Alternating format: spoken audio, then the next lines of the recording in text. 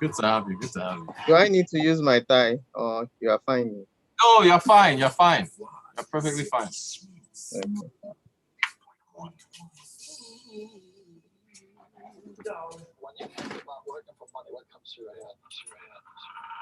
Your earnings. Was Bernie Madoff's death in your top 5? Your savings. No, Okay. no, it wasn't. Money matters with the experts on the global scale. What a way to run your life. Personal finance on 8.1.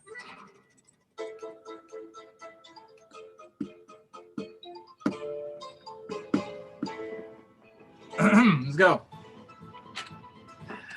Smooth 98.1. Love music, love life. Welcome to Personal Finance. And it comes your way every Wednesday. And we are ready, good to go, trying to help you save money because we know how tough these times can be. And the conversation for today, obviously, is very interesting because we're talking about a particular player. Actually, he will be the highlight, who basically hasn't touched his pay because, you know, he's making money off endorsements. And look, we're trying to make sure that you find yourself in the same situation so you can save all your money for your salary and then maybe just focus on your money from betting against Arsenal to win games. I'm kidding. Obviously, that will be the case. But many situations here. So as usual, we have Rotus in the studio with us for Personal Finance. A pleasure to have you here, man. Good afternoon, Shola. Good afternoon to Lagos and beyond. Good to be with you all again. Superb. So let's talk about. I mean, I saw the tweet, and obviously a lot of people are looking forward to learning how to find out that they do not have to spend their salary and they can save it so they can travel to those fancy places, or maybe they can just find ways to be making this money while not waiting for the end of the month to come to make money. Or just spend all the money. What we're really talking about is how to curb spending. How to curb spending. Yeah, so we have a special guest, Ayodeji Ebo. He's an economist and a financial analyst joining us via Zoom. We're streaming live on YouTube. Ayodeji, good afternoon to you. Thank you so much for joining us. Good afternoon, and Rotus, and good afternoon, Lagos. Thanks for having me. Great stuff. So as Shola has already introduced it. Yes, to introduce the topic. I think his name is Alvin Kamara, NFL player in America, plays for the New Orleans Saints. He's a 4-year player. He has a $75 million contract, and apparently he has not touched any of that money because he says he still wants to live in his humble ways. I know you've heard of this story. Are there any lessons? Did you pick up anything from his story at all? From this player? Yes, I think very interesting story, and what it's the lesson we can pick from it is it's good to always have streams of income. So what it's saying is this is this core revenue or income, and is trying to live within its means for the normal cash flow salaries that is being paid. This is like a sign on the side, and it's being determined, trying to discipline himself, because he also knows all these things are also in cycles. It's not like it continues for life. So you must also try, when you're earning that, when you're getting that lump sum, how do you want to discipline yourself so that you can sustain your cost of living, you can sustain your standard of living over time. So you don't want your standard of living to fluctuate based on current happenings. And when those funds are not coming in as expected, then you now begin to adjust. But it's always good to grow gradually. And I think the lesson there is that, one, you have to be very disciplined in terms of your spending. It's not about how much you are earning. Secondly, there's what we call delayed gratification.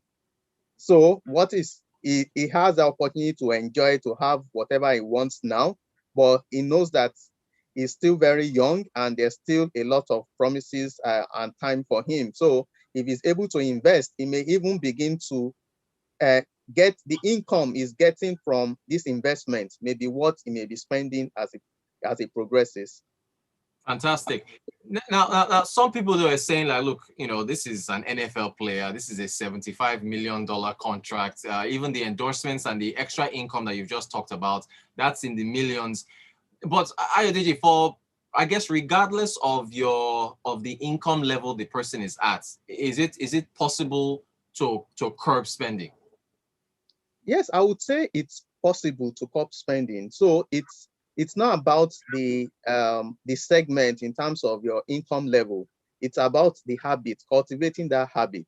So there's that saying that if you're unable to save, if you are earning 1,000 naira per month and you're unable to save out of it, whether it's 50 naira, it's 100 naira, when that 1,000, when it becomes 100,000, what typically happens is that you grow your expenses, you grow your lifestyle to match up with that new. But at the end of the day, you may even be in a negative position in terms of your expenses being above what we call overspending, above what you are earning. So yes, he may have other sources of income that is helping to support him, but I feel this is like an habit that he has cultivated and he's trying to discipline himself. If you read the story about his background and how his mom has taught him on how to be disciplined, how to save, and his belief is that he doesn't want to go back to that low level in terms of his standard of living. So he's trying to be careful. He's trying to see how what he can control within his means. Let me control this and be very sure that over my lifestyle, even when I'm unable to play game, I'm unable to sign up, this cash will continue to come. But there's something unique about most people in that industry. You see like their lifestyle in terms of spending increase. And over time, when you see by the time they're approaching their retirement age, sometimes you just wonder if they are actually being a celebrity before, if they actually earn that significant type of, because of they are unable to sustain. You see some purchase private jet and the maintenance level. So by the time you don't have that huge cash flow, then you are unable to sustain that standard of living. Then you have to come back to reality, which can always be painful and have psychological effects. Thank you so much for that. Thank you. So, Ayodeji, how do you categorize essentials when it comes to curbing spending? Okay, very interesting question. There's one rule that is often used. They call it the 30-day waiting period, because there's always that impulse that comes when you're assuming, like those working in the financial services, they pay you your bonus, and you begin to think of some things that are you've never planned to spend, or you go to the mall. There's always a way. They say that they've studied the nature of their customers, and you see if this is 1 week, they tell you this is 20% discount for 1 week, and you begin to quickly think, let me take advantage of that within this 1 week. And those are when you need to have that list. So that 30-day waiting period is saying that when those items comes to mind that you need to purchase, you can have it on a list. So it's not saying don't buy it. But if you can do without it, after 30 days, if you still have that urge, if you still feel that you need that item, then you can go for it, because it means it's not the current emotions that is driving that spending. And you would have been able to see that whether you require, you would have thought about it. And if it keeps recurring, it may not be up to 30 days, but spending by impulse is like you walk into a mall and you have your credit card with you. It's very easy. So you need to always have a list. Once you have that list, then you'll be able to see those priority, those ones that you feel they are priority, and those ones that you feel that is just based on available funds. Then if you also know this is my income and you're able to match it, so you don't just have a list for expenses and you don't have income to know what is actually left. So it's critical to always have that list. And impulse, what we call impulse spending, is what make at the end of the day you see. Let's say you hear that, just on a lighter note, people when you go for parties and they are trying to praise you and you have not done the calculation of what is in your pocket, and you just keep spending because of the praise that you're hearing. At the end of the day, you now discover that you spent even your transport fare, even spraying the musician. That's on a lighter note, but that's what impulse spending can do to you. Fantastic. Now, Ayodeji, is it easier for people who make more money on average than the average person to be able to control spending? Is it easier or harder? And the same question for those who are poorer, on the lower end of the income scale. Is it easier for people who are poorer to be able to control their spending because the supply of money they have is lower? Well, I can get your take on that. Okay, so I think the first thing is it's an habit that the individual needs to cultivate. So like I mentioned earlier, even if you are earning so low, if you have already developed that habit that a certain percentage must go into savings, because it is when you have savings that you can think of investment. If you recall for the economists, when you say your income is equals to your consumption plus your savings, so or you for plus your investment. So you have a lot that your income, which is the Y, is equals to your consumption. There's nothing that you are able to save. So when the income continues to increase, you typically want to increase and match your standard of living, which is also your cost of living, with the new income. And that is why you see when you get a new job, you feel with a new pay rise, you feel so excited from the year one. By the time you get into year two, you're already getting concerned that this thing is no longer sufficient. So it's not about that if you are earning so low. You see what we call a susu. You see those that are the daily income earners that earn wages is based on what they do. Some of them have cultivated that habit that you have someone that goes around in the on a daily basis to collect, and they make contributions, and you see them, they target something significant over a period. But if you don't, so when you begin to now earn significant money, if you have not cultivated that habit that on a monthly basis, you would ensure that your spending, your expenses is not higher than your income. You also ensure that a certain part of this income goes into investment. Yes, you know, there's always that feedback that even what I'm earning cannot even cover my expenses. So, but if you also imagine and put it into perspective that if what you are earning cannot cover your expenses, so if your salary is cut, how will you survive? Sometimes it may be difficult, but you may discover that you may be able to survive. So if you are able to do with a lower pay, yes, there are some things that you may not be able to achieve, but you know it's you are looking to the future. The focus is that things will get better. The focus is that I'm going to really attain this income level. And when I get to that income level, then I'll be able to afford some of those things that I can't afford now. Fantastic. Thank you. Thank you so much for that. Again, if you're just tuning in, we're talking to economist and financial analyst Ayodeji, who is taking us through how to curb your spending. Ayodeji, what about mindsets? How much does mindsets play into the ability to control one's spending? Yes, you've asked a very valid question. So if we're looking at in terms of personal finance, and you're looking at the what the role that it plays, your emotions plays, you look at, there's that saying that you need to speak to yourself, talk to yourself, and be disciplined. So you can tell yourself that, see, this craving that you're having, that I need to get this thing now, can I still do without it?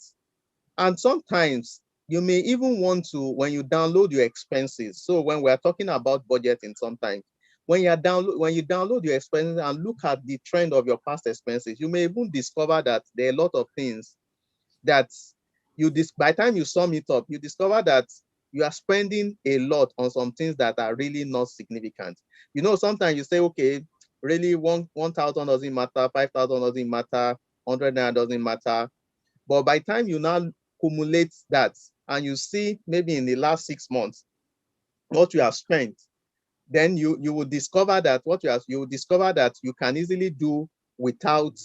You discover that you spent a lot on this particular item. So I think is trying to talk to yourself, trying to be. It still takes us back to that discipline, that you are talking to yourself that, see, I need to live within this certain means. I need to achieve this. I need to save at least 10%. I need to save at least 20% of my income now. And as I progress, I may even retain that 20%, and it becomes bigger. Then that will maybe later we'll now talk about how can you now structure your portfolio, structure your investments such that they are generating income that can help you. You see people like last year when Zenith Bank was at 10.75 naira. There were clients that bought it at that level. And let's imagine someone puts about 100 million into that.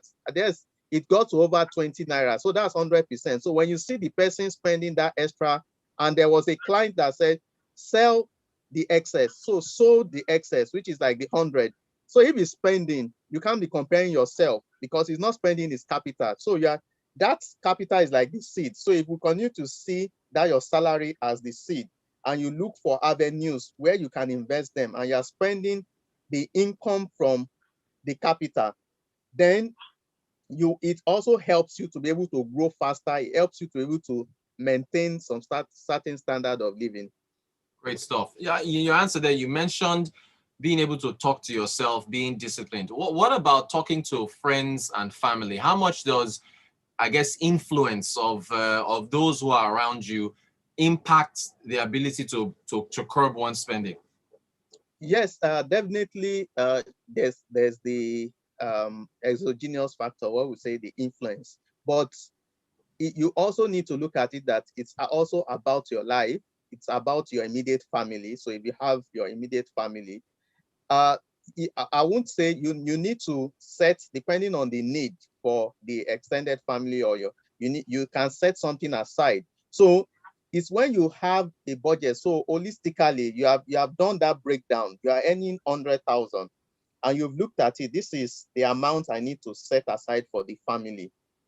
Out of this is the amount. So this is what I can afford for the family at this current time. This is what I need to do. So my friend, you might have finished school together. One that got a job earlier than you and is using a brand new car. If you know you can't afford that brand new car, you start with your own Tokumo car, and you know that you are working towards a level. So when competition sets, that's on LD competition. When it sets in, at the end of the day, you won't be able to achieve. There will be no savings for you.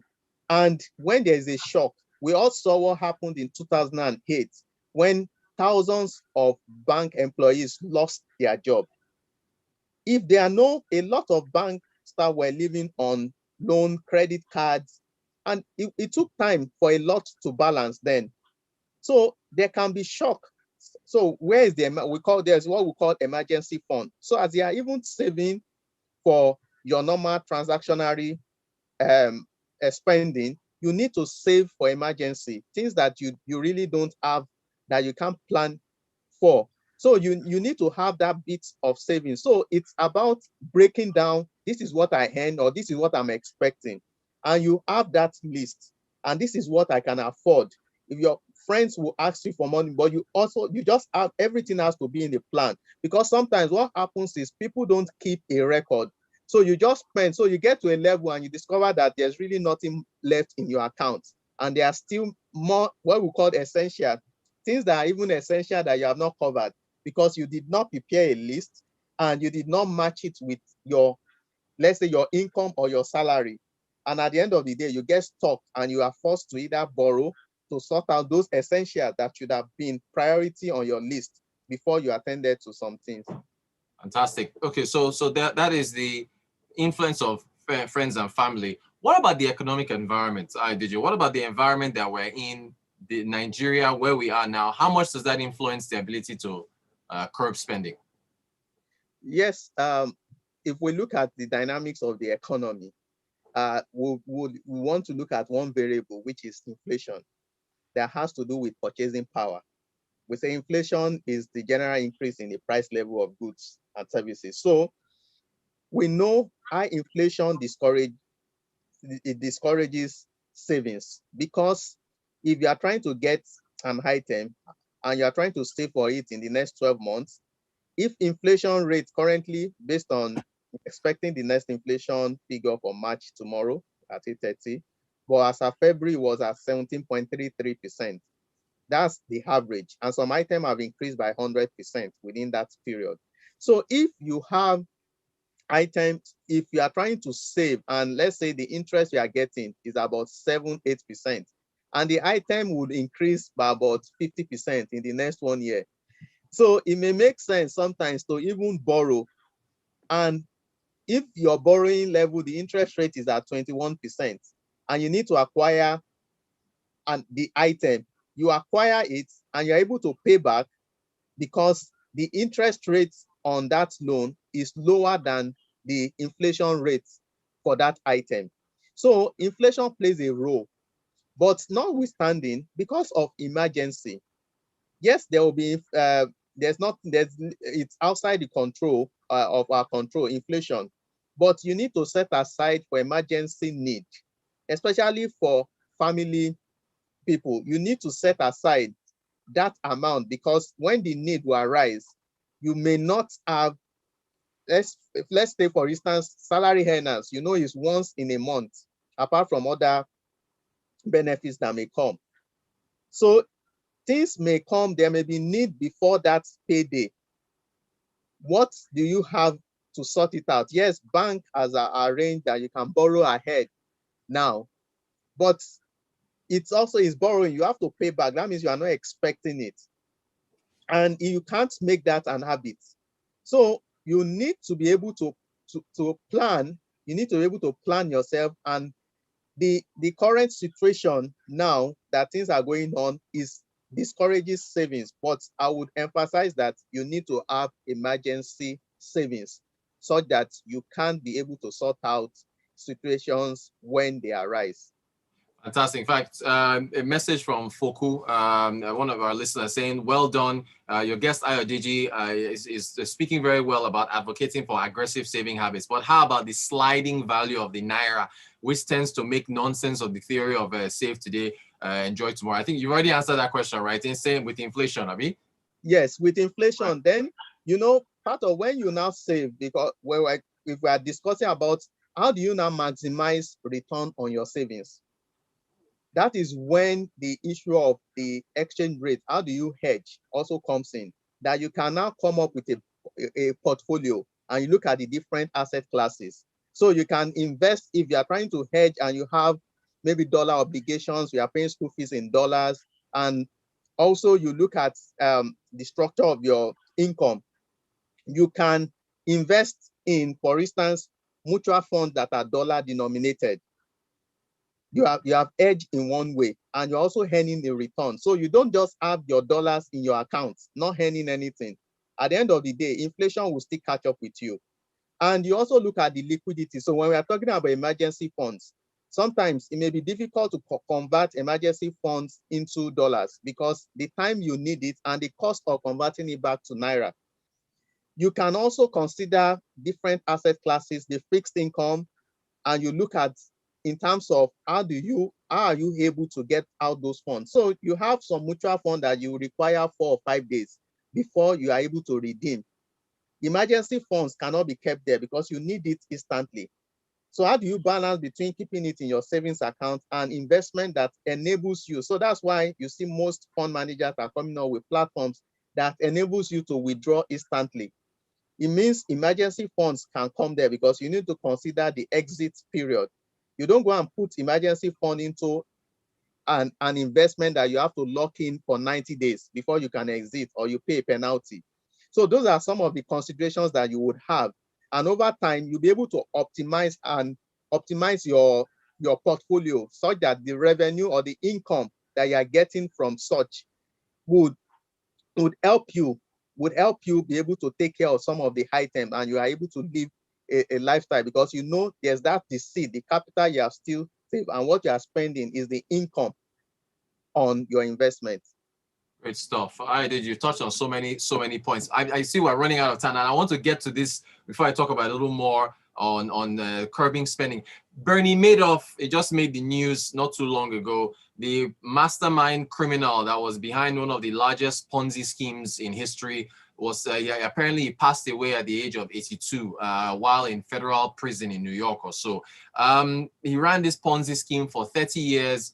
I think it was almost $63 billion or so. Ayodeji, what are the red flags? Because we had the MMMs here and all these other Ponzi schemes here in Nigeria that a lot of people fell for. What are the before I get to red flags, why do Nigerians keep falling for Ponzi schemes?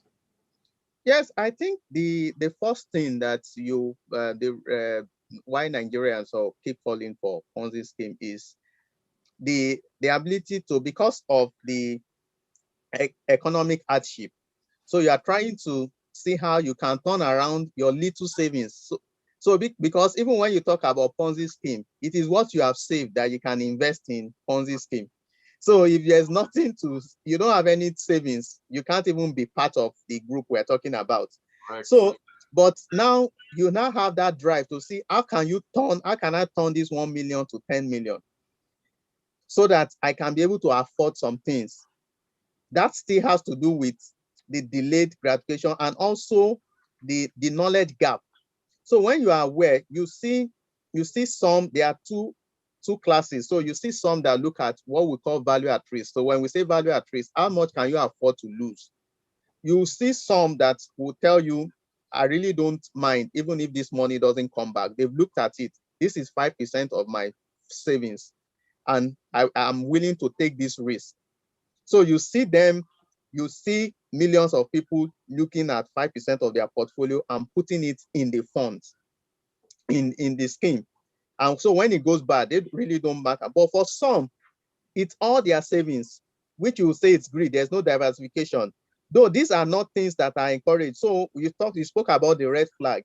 When you see any investment that is giving you a return that is outside what is obtainable. So in Nigeria, we have what we call like a benchmark, government investments. You see what T-bills is returning. So maybe you want to have a bit of a premium, but when you see people promising you double of it, so you are wondering what kind of investment are they doing? Even when you had the issue of the agri-tech, you see some that were promising very significant return that when you discuss with those that are within that sector, you will discover that there's no way you can get that kind of return in agri. So you don't need to go into an area where you don't understand. First, understand that area. We're all speaking about crypto. Yes, it's not based on regulations. It's not really allowed in Nigeria. But you have some that still find their way around it. But you know it has you know the inherent risk in it. And you are able to know this is how much I can afford. But there are some that you can tell you that they've cashed out, they've made 1,000%. But you need to understand where you're putting the funds. And when you see the return, you need to also be sure that they are regulated. You need to be sure because it means that they are answerable to someone.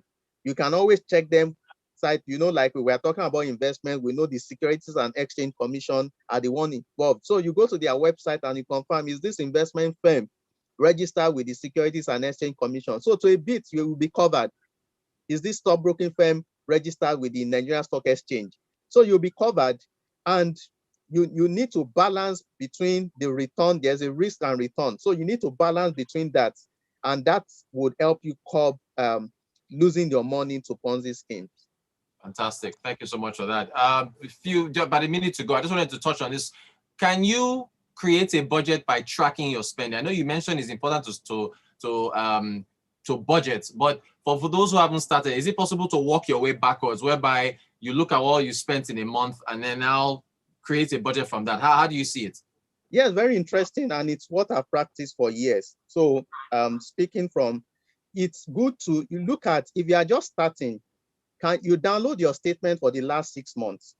Look at your expenses, and you are able to track exactly everything that you will require, that you will be spending. You can put them in Excel, in a spreadsheet. Either you're using your Google spreadsheet or you're using Microsoft. Put them down. Then you know what you are earning and the average. Let's assume you're a business person. You can be able to estimate the average you are earning. For salary earners, it's fixed. Then when there's promotion, you can increase it.